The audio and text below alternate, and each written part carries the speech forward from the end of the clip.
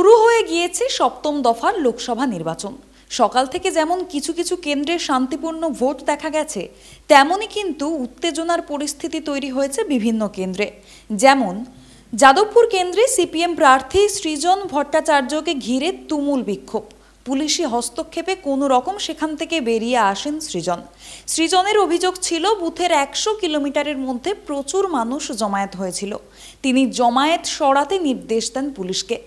এরপরই ক্ষিপ্ত জনতা তাকে ঘিরে বিক্ষোভ দেখাতে শুরু করে, তাকে মারতে উদ্ধত হতেও দেখা যায়।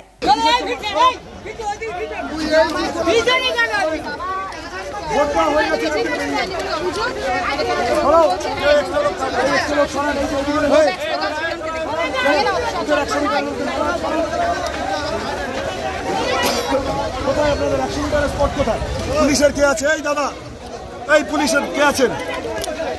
100 মিটারের মধ্যে 100 মিটারের জমা খুব ভালো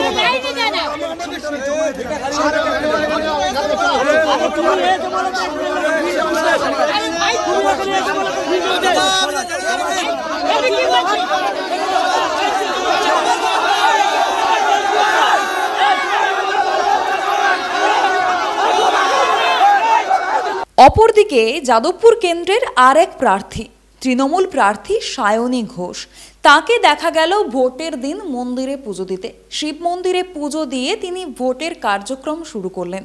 এদিন সাংবাদিকের মুখোমুখি হয়ে তিনি কি বললেন শোনাবো। শান্তিদি ভাঙড়ে সকাল থেকে উত্তেজনা ছড়িয়েছে। এই সৃষ্টি চলছে পুলিশের বুমগুলো নিচু কর, বুমগুলো নিচু কর। অশান্তিগুলো সৃষ্টি করছেন তারা বুঝতেই পারছেন যে জেতার কোনো অবকাশ নেই। ফলত অশান্তি করতে বাধ্য হচ্ছেন Trinamool Congress is in a winning position. ফলত আমরা চাই যে মানুষ যত বেরোবে, যত বেশি পোলিং বুমগুলো নিচু কর রে, তৃণমূলের সমর্থন নিশ্চিত।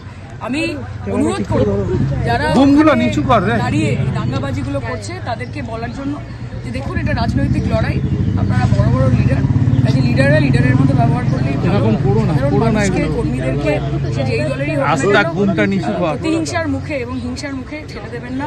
মানুষকে শান্তিপূর্ণভাবে ভোট করতে দিন, তাদের গণতান্ত্রিক অধিকার। আপনি কি এখন ভাঙড় যাচ্ছেন?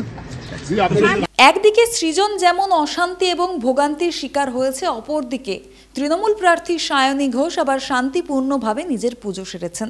তবে এরপর যাদবপুরে কার রাজ হতে চলেছে, কে বসতে চলেছে সাংসদের আসনে, তা 4 জুনই জানা যাবে। সেই দিকে আমাদের নজর থাকছে, আপনাদের নজর থাকুক ডিজিটাল খবরিলালের দিকে। Bureau report, digital Khabrilal, Jadavpur. Digital Khabrilal, খবর আপনাদের, নজর আমাদের।